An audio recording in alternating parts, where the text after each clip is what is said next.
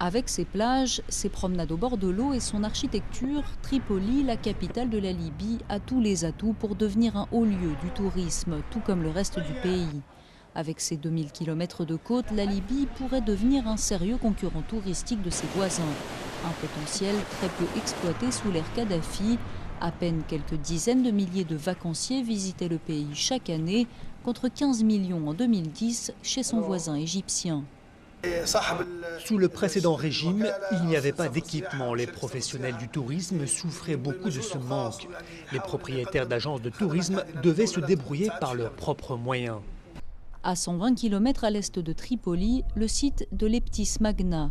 Reconnu comme l'un des plus beaux sites archéologiques de la Méditerranée, ces ruines romaines sont restées méconnues pendant de longues années.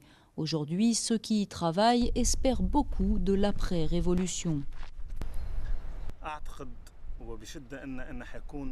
Je pense vraiment que le tourisme va devenir le premier revenu de la Libye après le pétrole.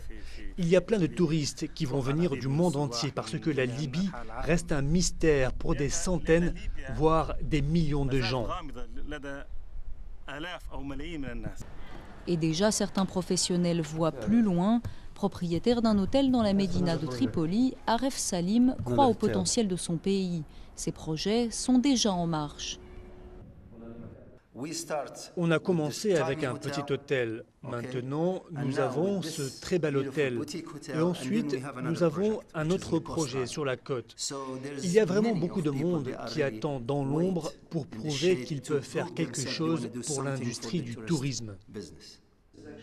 Outre les investissements en infrastructures, les projets comme celui-ci dépendront en grande partie de la stabilité politique du pays dans les mois et années à venir. L'enjeu premier étant d'assurer la sécurité des futurs vacanciers.